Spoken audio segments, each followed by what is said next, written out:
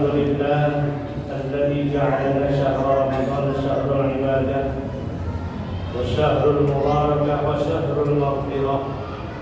أشهد أن لا إله إلا الله وحده لا شريك له وأشهد أن محمدا عبده ورسوله لا نبي بعده.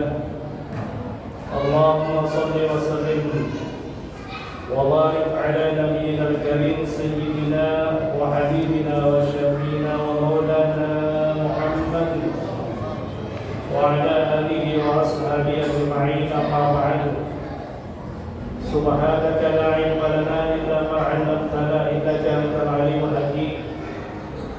رب اشرح لي صدري ويسر لي أمري واحلل عقدة من لساني يفقهوا قولي.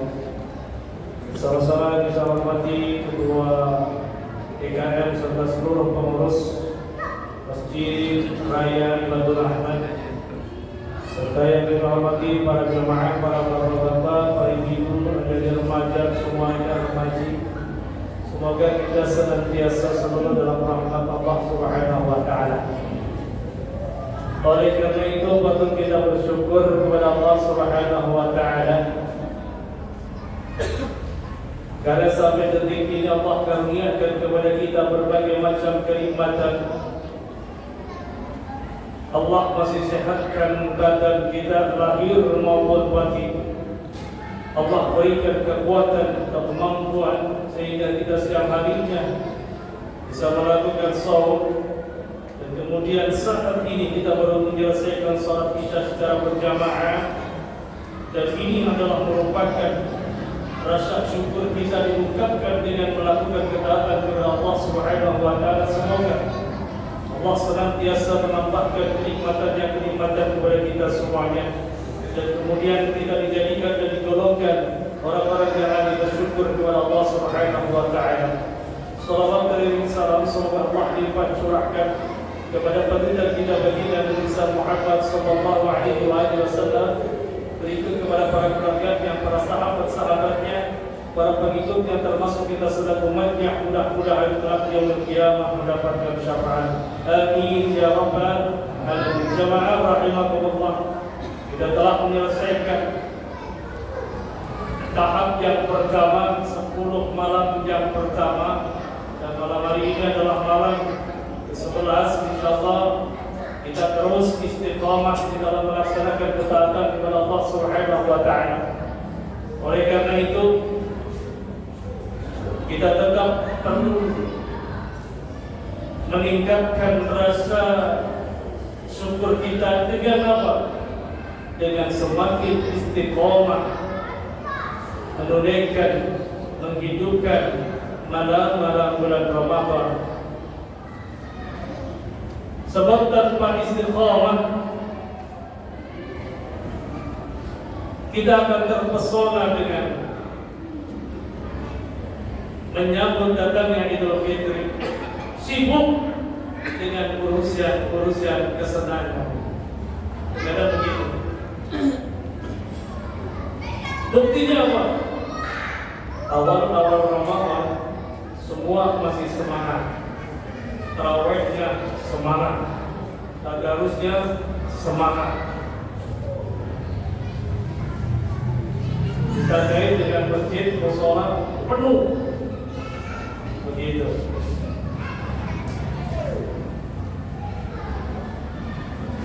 Akhir-akhir ini yang baru saja 10 hari kita lakukan, ini rasa-rasanya, tapi mungkin di Batu Rahman saya kegedean masjid, saya nggak lihat. Ya, kalau di tempat saya kan kecil masjidnya, sampai marbot kebingungan harus tutup jalan sampai selesainya tarawih jam 9 lewat baru ubah. Tapi sekarang apa? Lopong masjid, di atas 3 separoh, bawah juga separoh, gitu, nggak penuh. Nah, jamaah yang Allah, puasa ini adalah merupakan satu pembelajaran untuk kita, bagaimana kita menjadi orang yang disiplin, bagaimana kita menanamkan sifat sabar dalam menghadapi persoalan. Puasa yang kita lakukan siang hari di Indonesia itu hanya sekitar 14 jam. Betul. 14 atau 13 setengah. Dan berarti 14 jam. Mungkin kalau di Eropa, di Belgia itu bisa 18 sampai 20 jam puasa. Kenapa? Panjang harinya kalau musim panas. Begitu. Jadi kelaparan selama 14 jam ini bisa ditutup rasa laparnya dengan waktu hanya 5 menit. Ya kan? Berbuka puasa, makan kolak semangkok yang paling 5 menit, kelar udah. Tidak ada rasa lapar lagi, betul? Betul? Iya enggak? Nikmat cuma 5 menit. Nahannya 14 jam. Ini menandakan apa, Pak? Sabar. Kenikmatan dunia itu cuma sebentar. Betul? Wa mal hayatud dunya illa mata'ul ghurur. Udah begitu lapar, baru seharian kena lompang ngantuk, kena bawa ngantuk, tawaduk. Udah. Betul?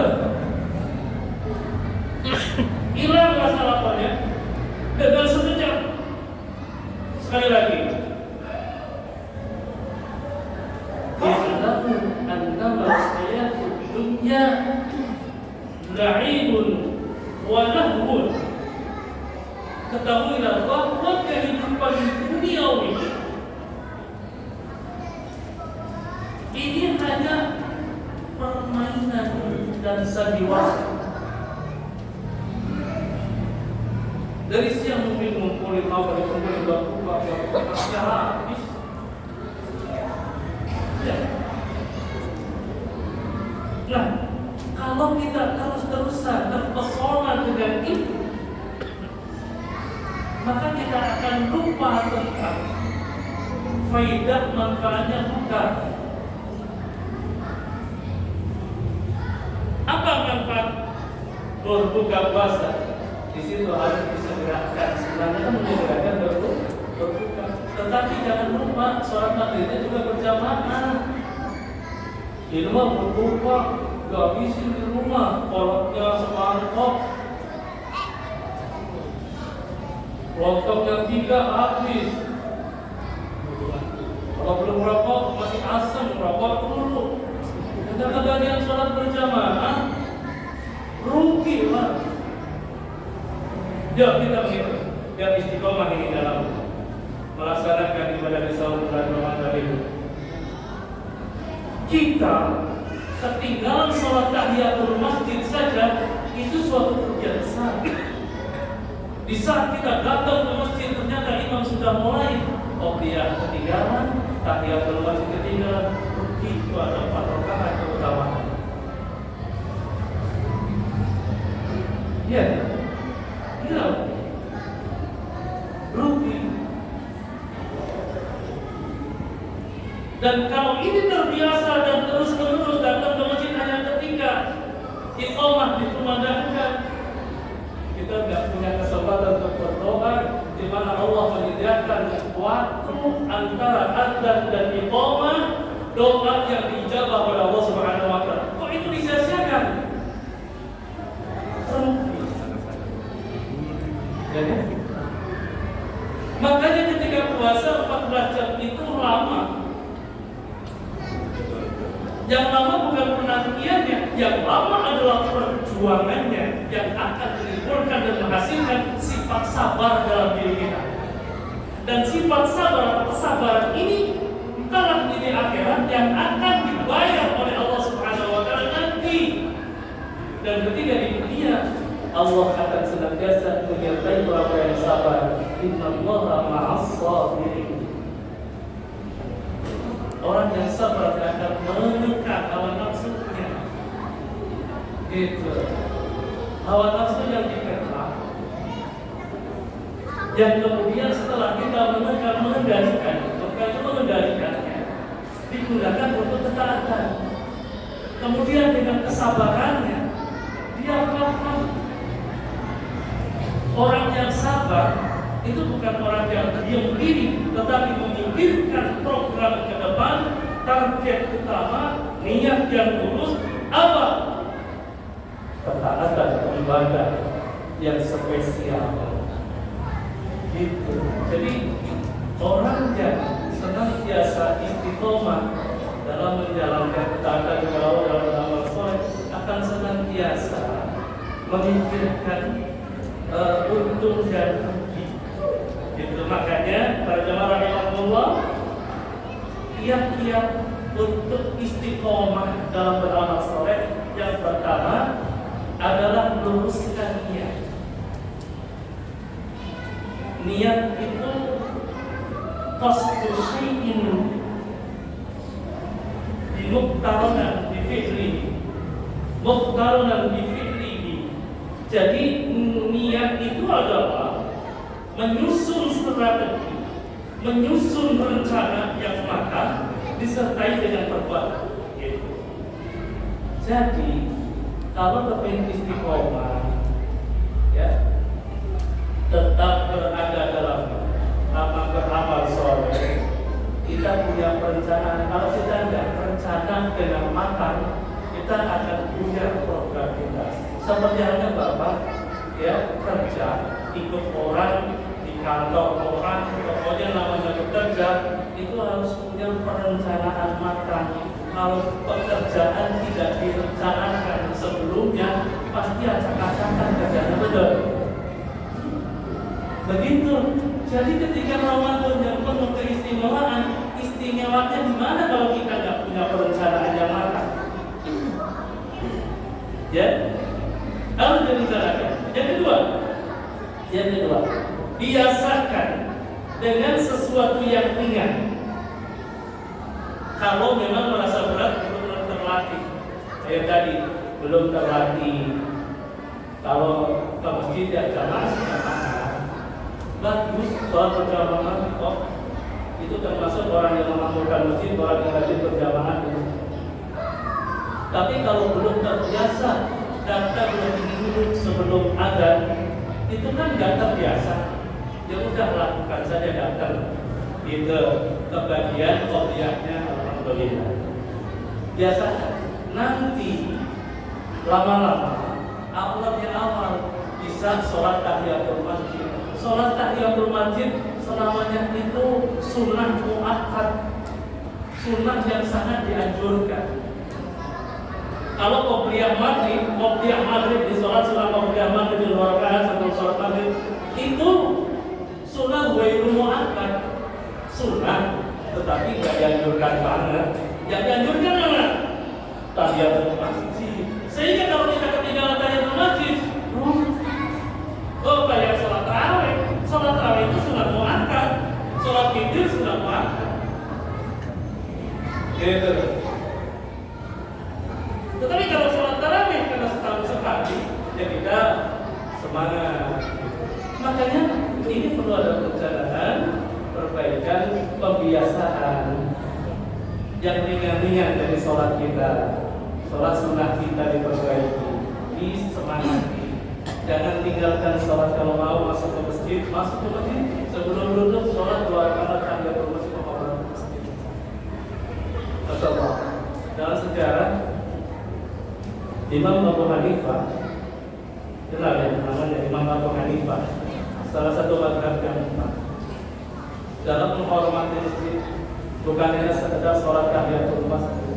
Pokoknya beliau kalau keluar masuk masjid lagi tahiyatul masjid, keluar lagi sholat tahiyatul masjid, sampai seumur hidupnya. Dalam riwayat beliau tidak melepaskan sholat tahiyatul masjid, bahkan selama hidupnya beliau tidak pernah buang angin atau kentut di dalam masjid.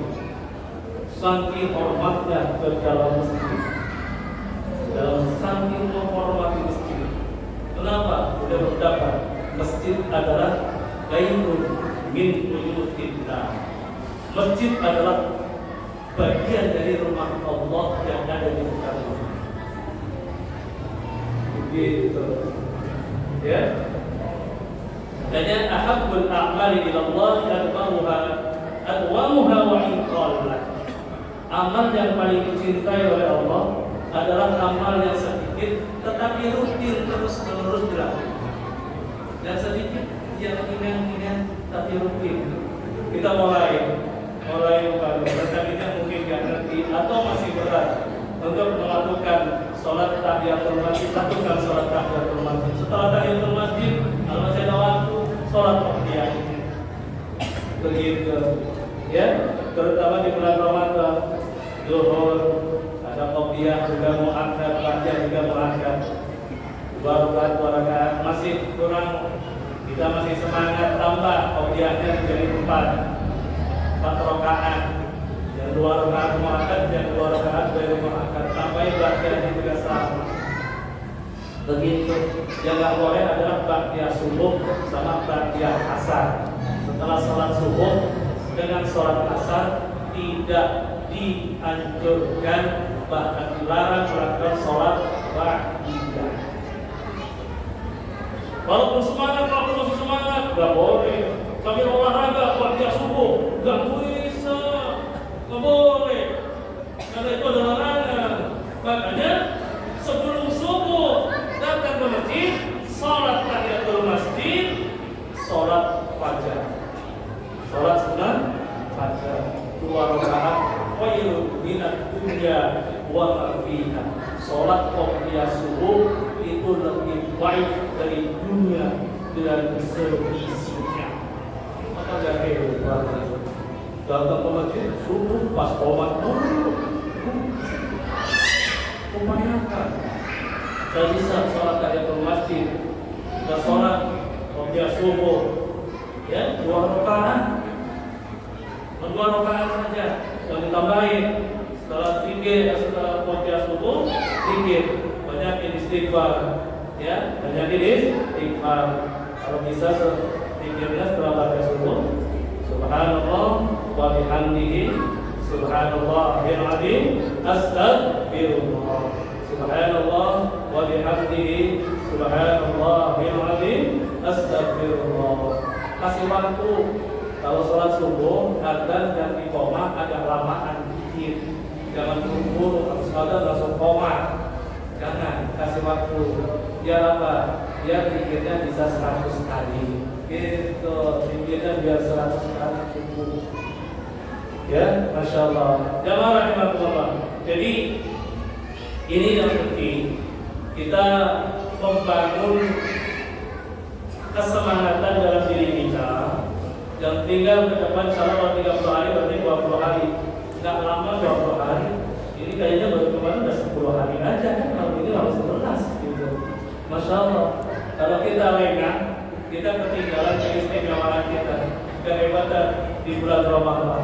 Dan momentum Ramadan tahun ini, anggap ini adalah Ramadan terakhir.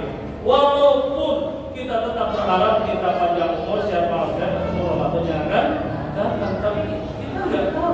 Ramadan kemarin aja kita masih ada teman-teman kita yang sholat tarawih bareng, tapi ternyata tahun ini udah nggak ketemu, tidak tepat, tidak alam, gitu kan? Nah iya, tinggal nanti giliran siapa yang dipastikan kan semua pasti akan mengalami betul. Makanya kita diberikan kesehatan, kesempatan dalam menggapai keindahan bulan Ramadan, ya kita semangat lagi, terus kita istiqomah dalam beramal soleh. Apa yang bisa kita lakukan, amal soleh, amal baik, lakukanlah, karena kebaikan itu akan kembali kepada diri kita. Ini saja barangkali sebagai motivasi dan penyemangat dalam bulan Ramadan agar kita tidak ketinggalan dengan momen keistimewaan kehebatan bulan Ramadan di tahun ini. Kurang lebihnya mohon maaf. Wallahul muwaffiq. Wassalamualaikum warahmatullahi wabarakatuh.